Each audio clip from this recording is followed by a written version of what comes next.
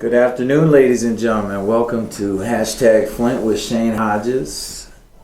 And today, my guest is Arthur Woodson, American Patriot, veteran, and community activist. And we're here today to basically start getting some things straight with what's been going on with the Flint water situation, as well as things that we can look forward to in the process. And there's been a lot of talk about people getting involved, and we're trying to basically, we want to pin down whose fault is this, who put us in this situation, and where can we go as a community with it. So, coming into that, Art, I was just, thank you so much for all the work you've done. I know I've seen you in all the clips from the beginning till now, protesting and whatnot. What has this whole experience been like for you? Man, I don't even know how to begin. It's just been a whole bunch of lies, and that's what really got me involved. Being that I'm a veterans advocate, I started out helping a veteran with his claim, which was water contamination down in North Carolina, where at Camp Lejeune, it was TTHMs back in 1959 up until 1985.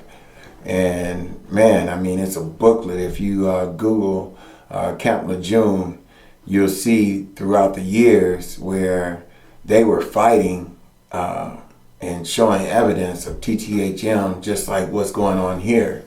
And they would never change it. And when I saw that Flint was trying to go to Flint River Water, and I knew that I had read the 2001 Flint River assessment, knowing that GM had dumped a lot of things over there, and then 1999 you had sewer contamination, you had antifreeze contamination, I mean, you name it, it's over in Flint River. And it would be hard to treat all different types of contaminants that was in there. So in 2010, Ken Hardin told Flint that he's the former drain commissioner. He told him that Flint could not financially afford to go build KWA. So they switched off of that. Then they went for that. Then they say that we can use Flint River water to pay for the KWA. That sent red flags right instantly. And didn't nobody really do any research to see if the water was treatable or anything, and they just went to it. And, as soon as they went to it, you had 2 E. coli advisories. Right after that, they did what they call a chlorine burnout for the E. coli. Then you had TTHM. Then after that, you had where they wasn't treating the river water with corrosion control. Now you have the high lead. Me and Bob Stewart was advocating, we was fighting from day one that this wasn't going to work. We even went to some people to try to get a bottle company started because we knew what was getting ready to happen. Bottled water. Yeah, we wanted to open up a bottled water company here in Flint. It was sitting idle, and we went to the people and asked them would they help finance it because we knew what was going to happen. And they wouldn't even, assist us in doing so. Just imagine if they would have. The money that, owning a bottled water company in Flint right now would be like a gold mine in the Old West type of thing. Would have had a lot of jobs. I mean, it would have brought a lot of jobs in here too. So. And it was it's just upsetting to know that we were sitting back talking about it, and everybody was talking about the water rate when we were trying to tell people about the quality of water. Right. But now everyone running around talking about it, not knowing exactly what's going on because they're going by what they've heard now. And a lot of people don't understand the severity what is really going on now. Yeah, and that's, I wanted to back it up a little bit. TTHM, that's the byproduct of the chlorine they use For to kill the fecal matter, like E. coli, and that's all fecal matter and the things that have been dumped in the river. And that's one of the things that concerned me was this water plant had been sitting idle, and I've read stories about the crew sat around, played cards all day, and then all of a sudden they turned on without the proper testing and the rounds of testing before they make it a primary water source. Right. Basically, they didn't follow the steps taken, and we know from the ACLU videos that they pretty much fudged on their report to the DEQ, which accepted that report. And now, we've seen, the aftermath of all these things happening. And there's a sense in the city that I'm feeling myself, everyone is almost elated because 17 months later, we're finally going to be returning back to the Detroit sewage plant, which since the time, it went from the Detroit to, it's got a new Great Lakes something, because Oakland and Macomb County are going to be running the Great Detroit Lakes Water Authority, GLWA. That's Oakland County and Macomb County running the water plant now. So, things have changed, and one of the big questions I've voiced it to you is the water's paid for coming in. That should be our little bit of respite, the pain of knowing we probably poisoned a generation of our children. 13 months of school year had passed. All last year passed before those kids are drinking lead water every day in the city of Flint. So, well, it's not just lead water. I mean, you have to think about, we just came off TTHM, and then here's the thing that you look at. If they manipulated the lead test, did they manipulate the TTHM test also? Right. So you got TTHM, which when it gets hot, is vaporized, and inhaling it was worse than consuming it. So now you got all those months that you did that. Then, they manipulated the test for lead. So now you got all these different things going on at one time. Now, when I spoke to Ms. Henderson and you were sitting there, I said, Ms. Henderson, the state is paying $6 million, and then Mott is paying $4 million. And then when we got in the conference room, Ms. Henderson said that we was going to be paying $1.2 million a month. So I totaled it up. That's $10.8 million for 9 months of water, which $10 million is coming from Mott and the state. So that's water that's already paid for. Right. So then she said, well, it's an average of what we're going to be paying is $8.93 per 1,000 cubic feet. Okay. Well, Flint charges customers $7.92, around that amount, per 100 cubic feet. So that's 10 times what they're going to get from the Flint customers, which they don't even have to pay the state back. So that's all free money that Flint is getting. So I said, listen, why don't you take the burden off the Flint residents, because they have to buy bottled water also, and move it from 100 cubic feet to at least 500 cubic feet, because you don't have to pay the money back. And then you got $16 million sitting in surplus with that also. Right. I said, so, and then you already done budgeted for the workers and everybody else. That's already paid for. So why can't you do that? We don't want to do that. That's the only answer. We don't want to do that. You can't give us a reason why you can't do it, but you just saying, you don't want to give us a reason why you're doing it, but you just say you can't do it. So it's a lot of different things, man, that they hiding and manipulating, and they're not being transparent about. Just like they say that they don't have work permits. I mean, not work permits, but where they put in application for the Flint Water Department to operate. Well, I got both of those in my car. Okay.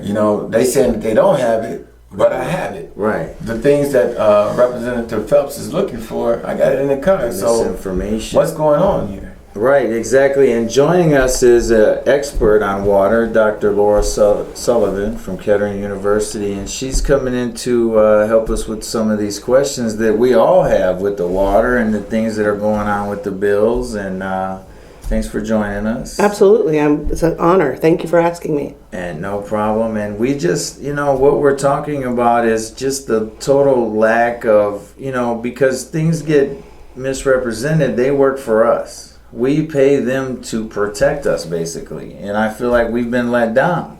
We've been let down big time. Like, the articles are saying the city that, cheapskates that poisoned their kids. And that's, and that's not what we are about here. We know that's not right. And they knew, and those select few that we're talking about that keep, it's like, a guessing, the nutshell game. Keep looking for the nut. And we can't find it. We don't ever get it until it's too late. We get it, and it's just the fact that they hide it from the masses. Right. And the layer by layer us, like I said, me and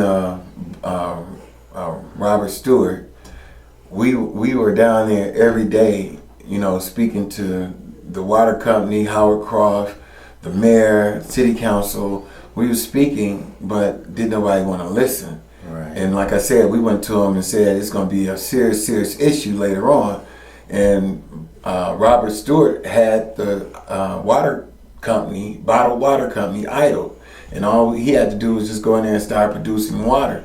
And didn't nobody want to listen to that neither. Right. So now and what makes it so bad is the fact that, like I tried to tell him before, Mayor Walling could have made the decision to go to the emergency backup resource, which was Genesee County.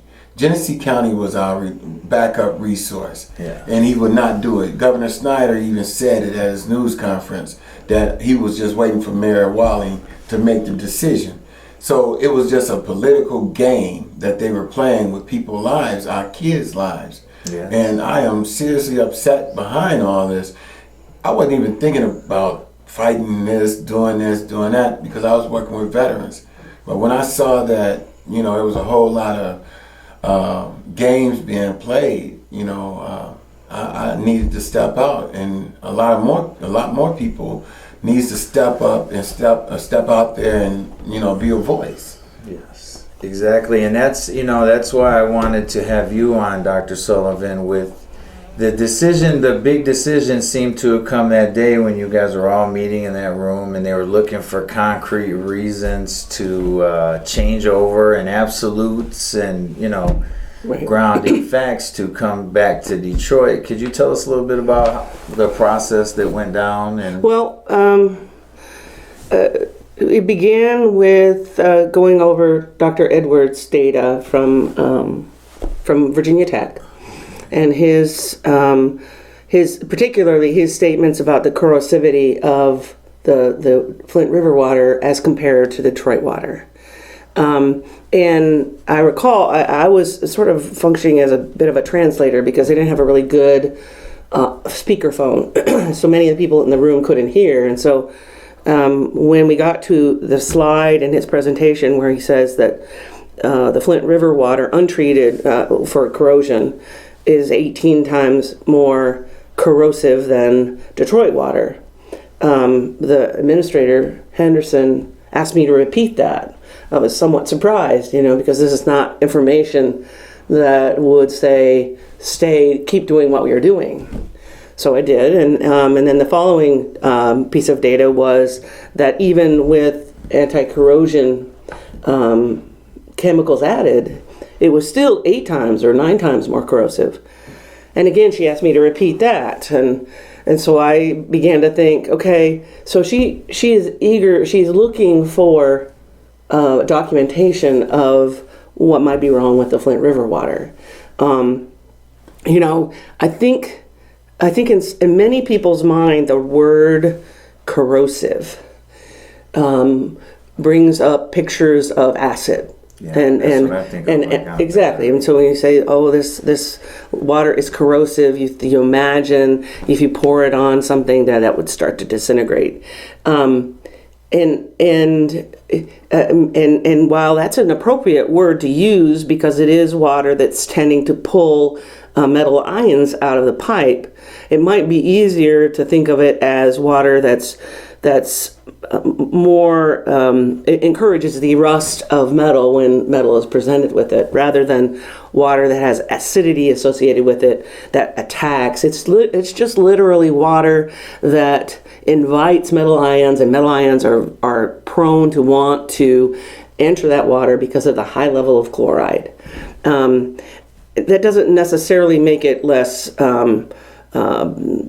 bad to drink, forgetting about the lead. I mean, having a lot of chloride in the water is not really especially good for us to drink either. Right. But it's the chloride, the high level of chloride in the water that draws metal ions out, and that would be iron, which turns orange, or lead, which unfortunately doesn't change the color, right. Or copper, which is blue or green, and so those things come out of the water. So when Henderson said, "Would you repeat that?" I mean, in a way, she was just saying, "I want everybody in the room to note that this Flint River water is pulling more of those metals than the water from Detroit." And so when I sat down after that, there were a number of different comments about health-related aspects to the lead. And what floated to the top of the discussion was, is there a health-related reason not to turn back to the Detroit water as a source of water? And so it wasn't really give me a reason to switch. Right. It was give me a reason why it's in our best interest health-wise not to switch. Which is an awkward sort of thing to get consensus on, right? And so everybody around the room who was a medical representative was, resoundingly saying there is no reason not to switch on a health basis. And she said, let's not consider cost here. Let's only look at the health-related reasons. And so the consensus, while no vote was taken, the consensus was clearly there is no health-related reason to remain using the Flint River. Now what I saw the guy from Lane.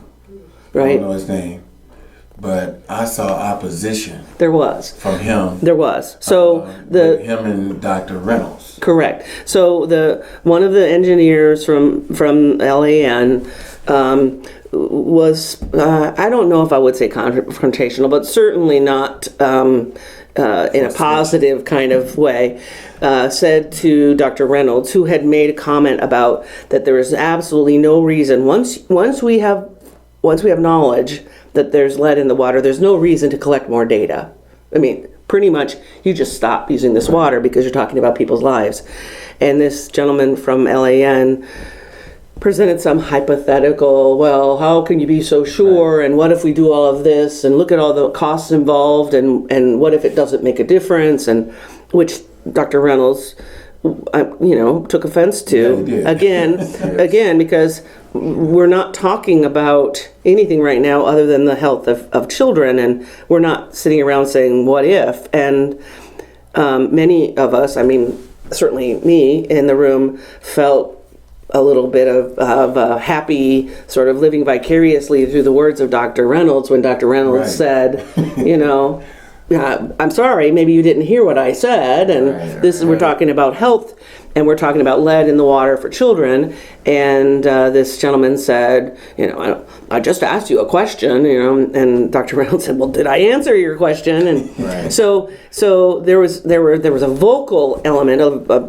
significant vocal element saying, we just can't do this any longer, and the only opposition in the room really came from the engineers, who, frankly, are part of the reason why I have this problem, because they didn't design the system with that in mind. And I don't know how much experience they have with river water, but we paying them $141,000 for something that they couldn't really work. And the gentleman from the EPA said, we could we could maybe one day figure out this river water and get it such that it's not leaching the lead, and then we don't have to worry about the TTHMs.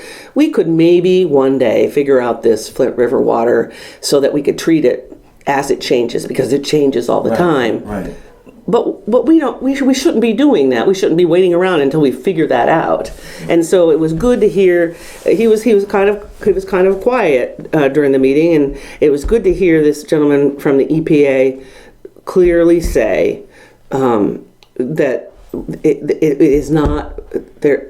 Even the very best employees, and they were very clear to note that the people that work at the treatment facility are doing their very best and are quite qualified. But even the very best, most qualified people working at the treatment facility could not have ESP or whatever it would take to guess how the water's going to change tomorrow so that they can prepare for that. And so it was silly for us to continue to try and do that when we know we have the source of water that's very constant. My only issue here is when back in March, April, Miss Leanne Walters, she had issues, and her reading was 707 ppbs.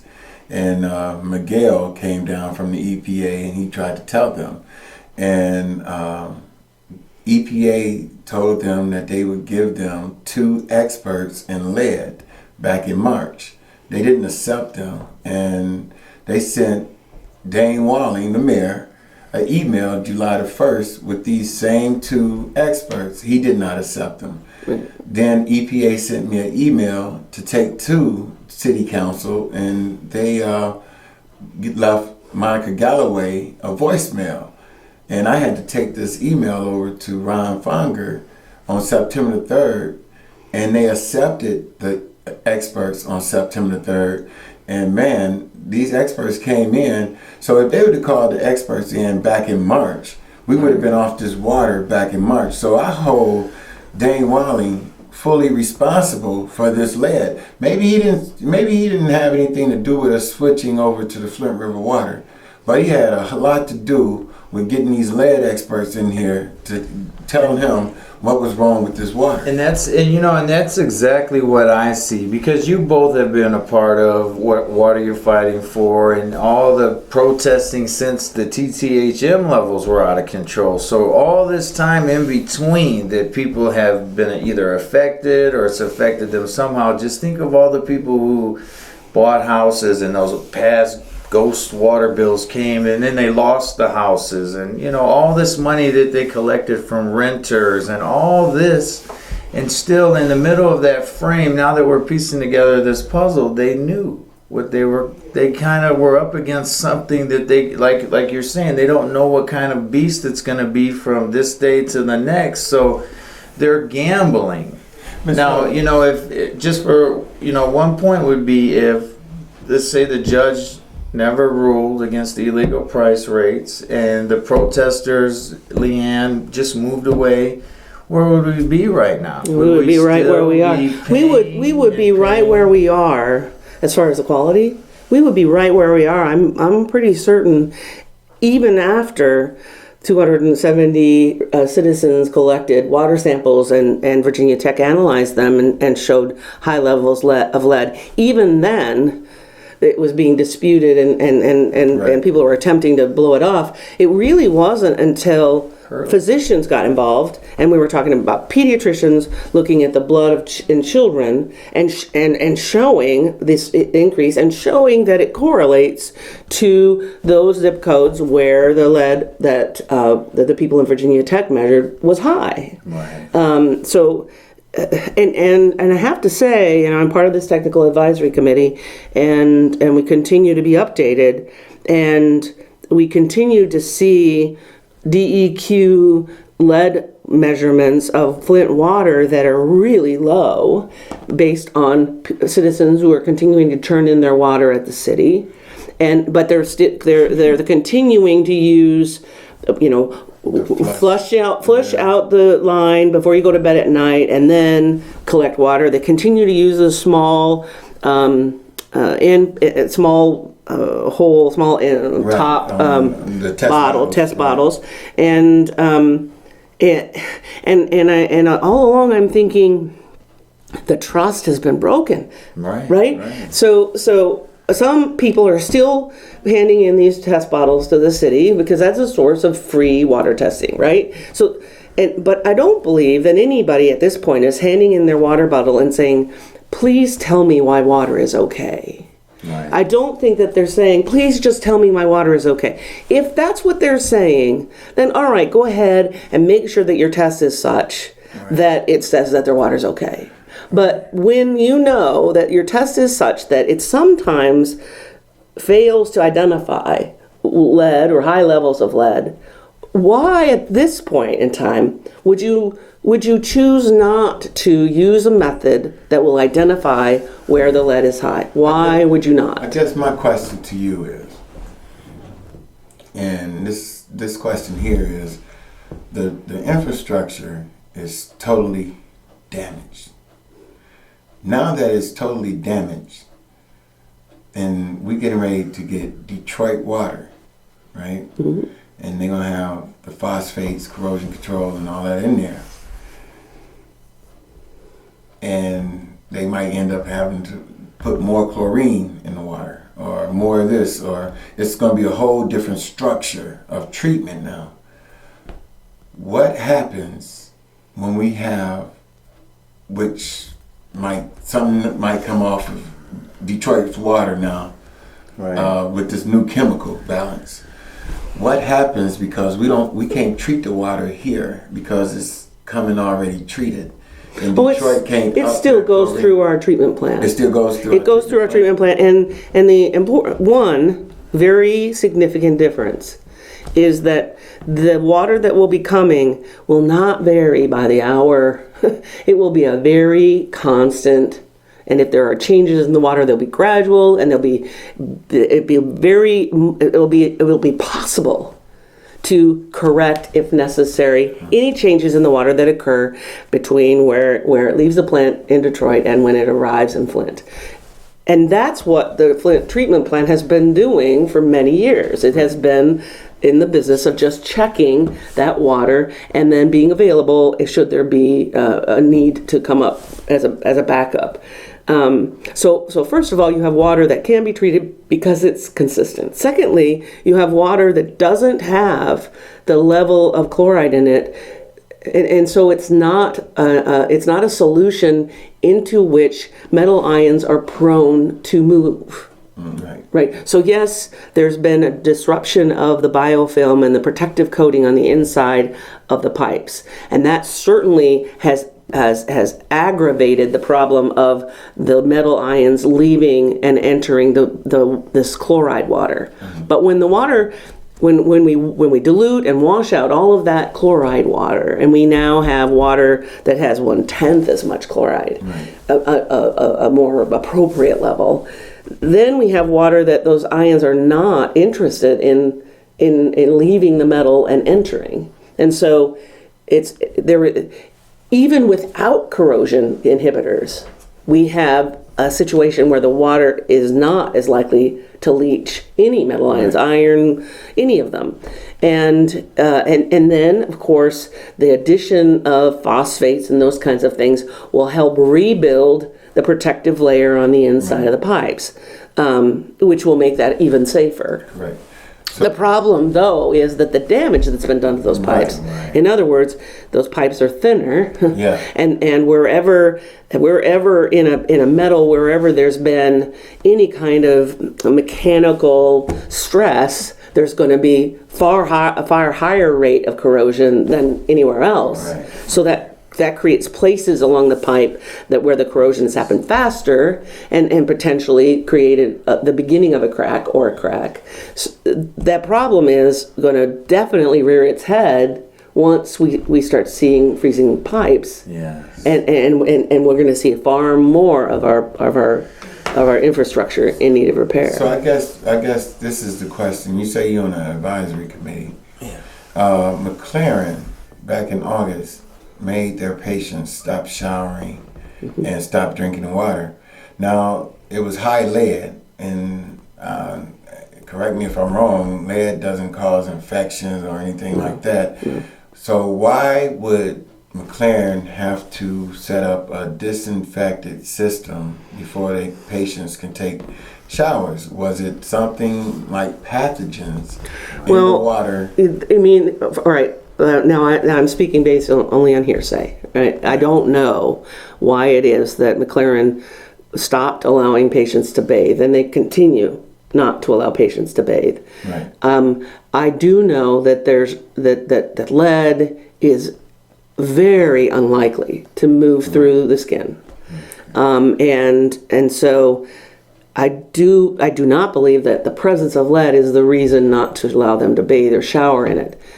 There must, again, therefore, me just thinking, okay, if it's not that, then what is it? There has to be a reason why they're doing that. If it's either cautionary because there's something that could be there and they don't know, or it's because there's something that is there Right. that they're wanting to protect the patients from. And they won't let us know because I tried to FOIA and try to find out. And I have not been able to find out either. That's something that was there was a press conference this morning they were from Central Michigan, Right. and their mission Detroit is Mercy. in Detroit Mercy. Yeah.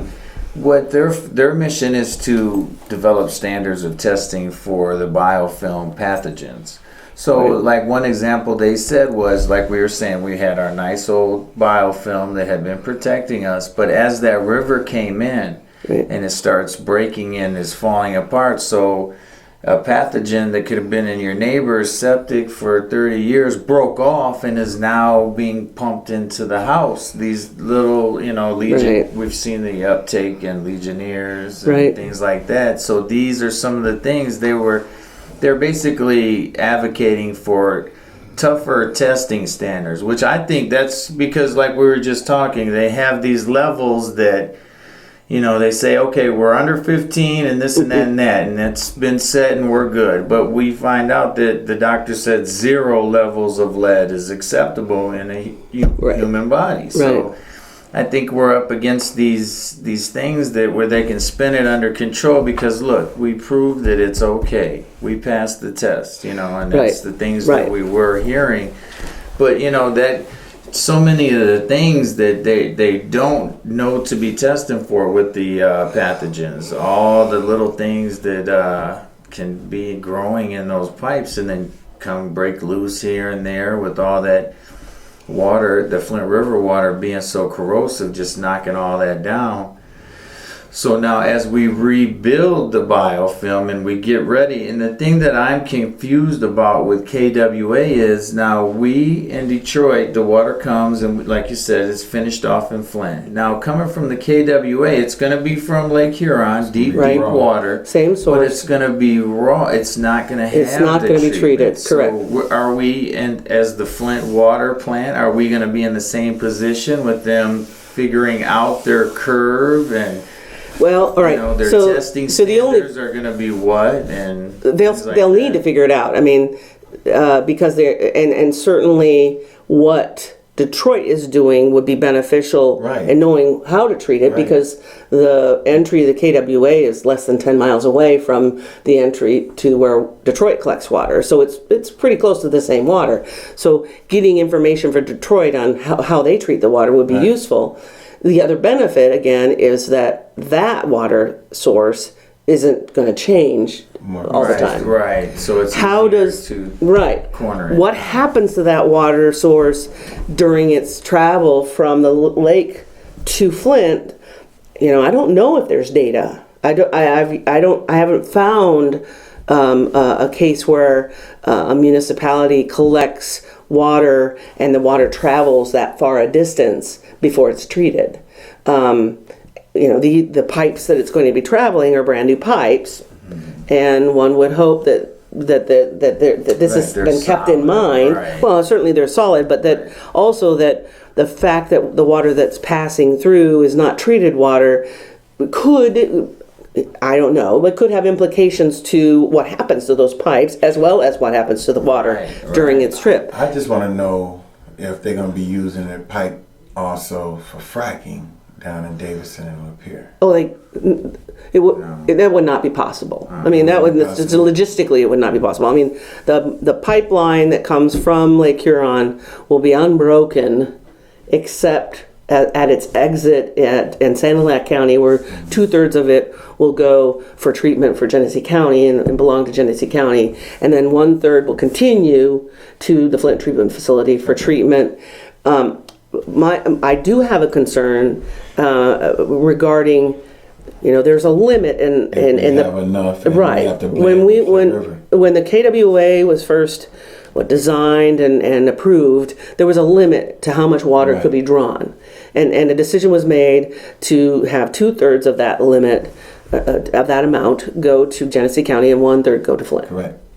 And at that time, I believe that the 1/3 that was going to go to Flint was sufficient for the residents of Flint, for how many people would need it.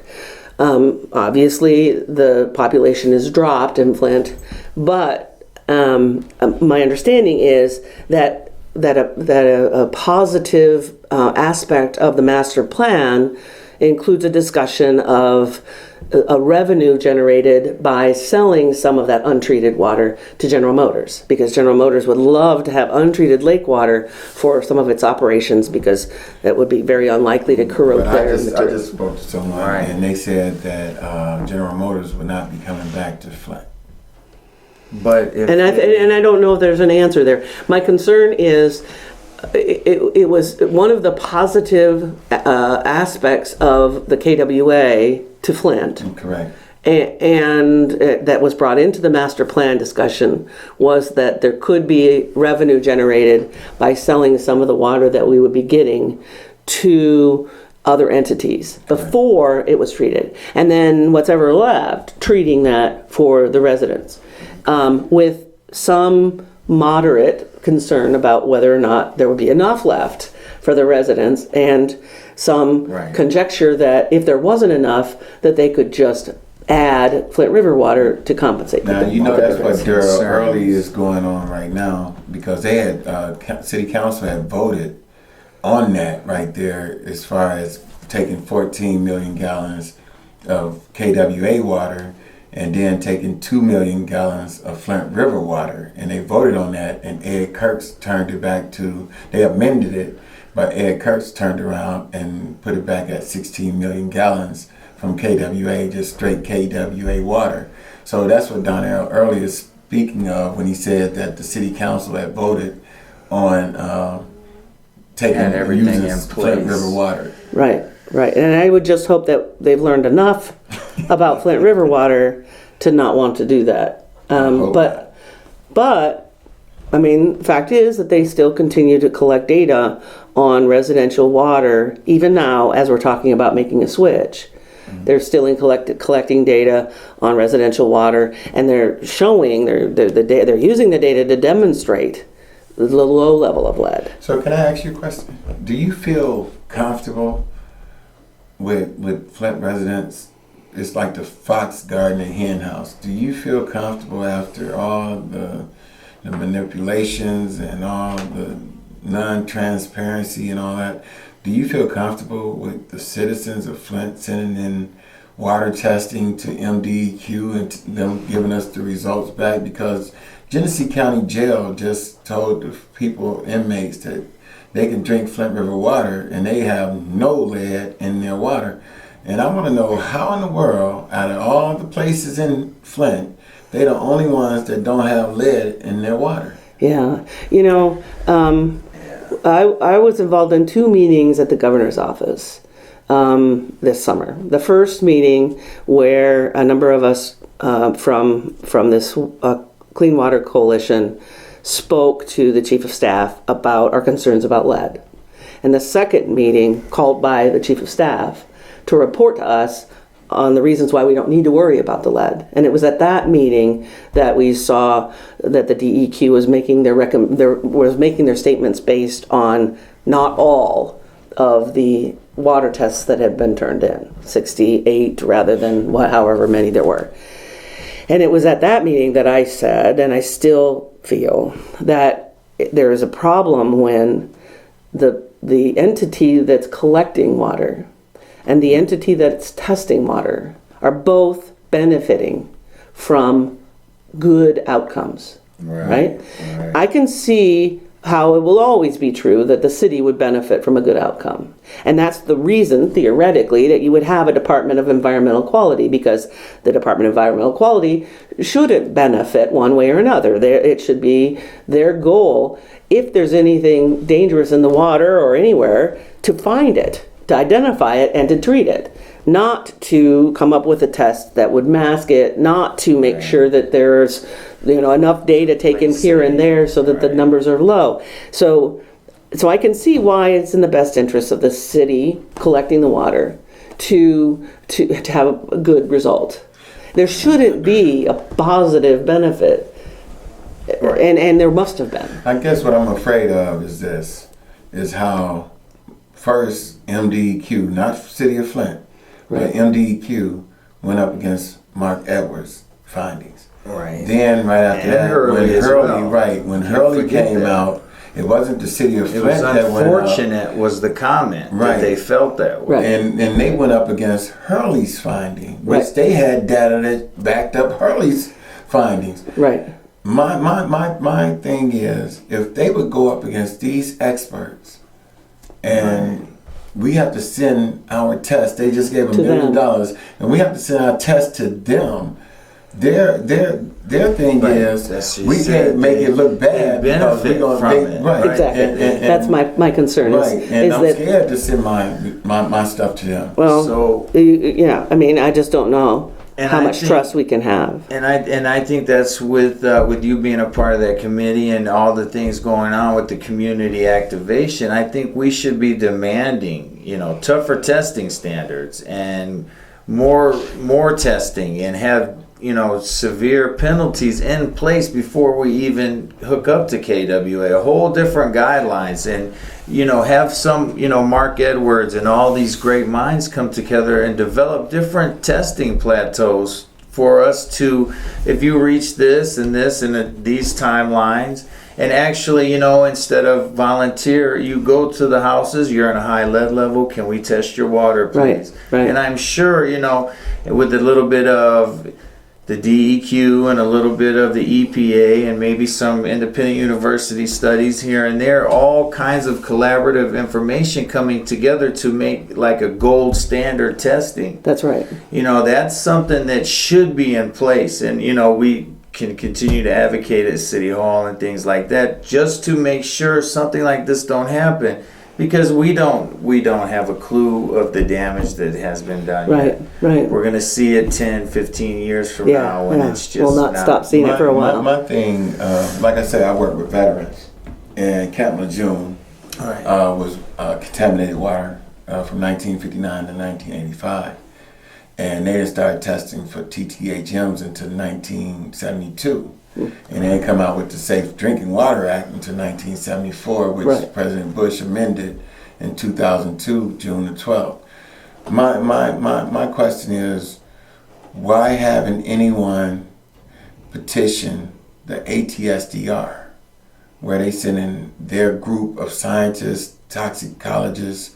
I mean, they have a whole charade of people that they can send in. Why hasn't anyone, any of the elected officials, which I know you know about the ATSDR registry, Right. why haven't anyone petitioned them? Well, again, I would say that it just falls into the same reason as, why would you not identify? Why would you have a test that doesn't identify the thing that you're supposed to be looking for? Right. Right. I mean, I don't, and they're, if you're into logic, which kind of is how I think. I mean, I can't find a reason. I can't find a reason why the MDEQ would insist, and almost laughing while they did so, insist that everything was fine, and that they weren't detecting lead. And I just don't understand. Once somebody says, well, look, if you don't add these test methods that aren't in the original protocol, if you don't add these test methods, then you're able to detect lead when it's present. well, that's my job. My job is to detect lead if it's present, and therefore, obviously, I want to make sure my test is able to do that. So there's no logical reason not to. I went down to D.C. last week, and I spoke to the people down in D.C. And like I said, I just couldn't trust the MDEQ, because when I mentioned that they called one of the EPA workers, Miguel, a rogue employee, all of them was like baffled. They was like, "Man, this is a great guy." Yeah, the DEQ. And I mean, that's another thing right there. Right. So why would I trust MDEQ or Flint on anything right now? Right. If the entity that's supposed to be making sure that our water is saved is clearly not, and even after being shown why their tests aren't picking it up, still testing that same way, then it seems to me that somebody at a higher level, like AKA the governor, needs to put somebody else in charge of that detection method, at least in the short term, until the people can trust that the specimens that they turn in are actually being tested. You know, the only citizens who are being served right now are the citizens who just want to be told that they don't have to worry. Right. And there are people who want that. There are people who just tell me it's okay. I just want to know it's okay. Right. And they are being served. They are being told it's okay. But the individuals who want to know is my water okay, or should I be doing something? They aren't being served. I spoke to Mike Prisby, which is over for the DEQ, from the MDEQ, back in it was right after the second E. coli advisory. Matter of fact, it was in June, right after the E. coli. And when I spoke to him, I said, "Hey, listen, Mike, Mr. Prisby, river water is hard to treat because it's turning all the time. And the river, Flint River, has never been raked before. The soil has never been raked, turned, or anything. Doesn't have an undercurrent. It sits stagnated some days, man, for 4 or 5 days." Right. We all know from Flint. I said, "How are you going to treat this water?" In his own words, he told me, he said, "We learning as we go." Right. And I said, "So you using us as guinea pigs down here?" That's exactly. And he said, "Well, I wouldn't call y'all guinea pigs, but we're just learning as we go. There's nothing that we can do because y'all chose to go to the Flint River water." Yeah, so that's what he told me. And that's why I personally think that this is an opportunity now for the city to come together, its leaders, its officials, and to make us the gold standard of water testing and community safe water. We can be example to other communities and ways of creating a positive atmosphere and a response that's all responses are taken serious, instead of discredited and investigated and treated in that way, because in our country, the way things are going, clean water is becoming, less and less, everywhere. It's becoming poison, contaminated. Things are leaching into the groundwater everywhere. And if we in the city of Flint can take this catastrophe and turn it into something positive that other states and other cities can come off of, that's, I think, would be a step forward, because we can point fingers and play the blame game, but the thing we need to do now is to be proactive and try to fix the mess that we've pretty much done to ourselves by either supporting people that don't really support us, or just not paying attention and hoping everything works out. And you guys got anything else you'd like to say before we close out today? I'm with Miss Laura. Whatever Miss Laura say. I think you're right. I mean, there could be some positive that comes out of this. There's all kinds of experts now who are paying really close attention. Yeah. The CDC is now getting on board, especially in the health community. There's a lot of attention that this has caused. It took a long time. It took a lot of, complaining and yelling and protesting, and then being fortunate to have experts who came in and started helping us. Yes. So now we have the attention of many experts. And that's the perfect opportunity to do something like you say, Shane, and to create a standard, because we might be one of the first cities to have had this issue, but we certainly aren't the last. No. And why not use this as an opportunity to create a safe way to deal with your water, no matter what the source, or to know when you need to change sources, or just to make sure that there's a check and balance, so that nobody in that in that group of people or offices that are meant to keep us safe has a vested interest in not keeping us safe. Okay. The only Thank thing you. I'm gonna say right All there, done, guys. they get assembled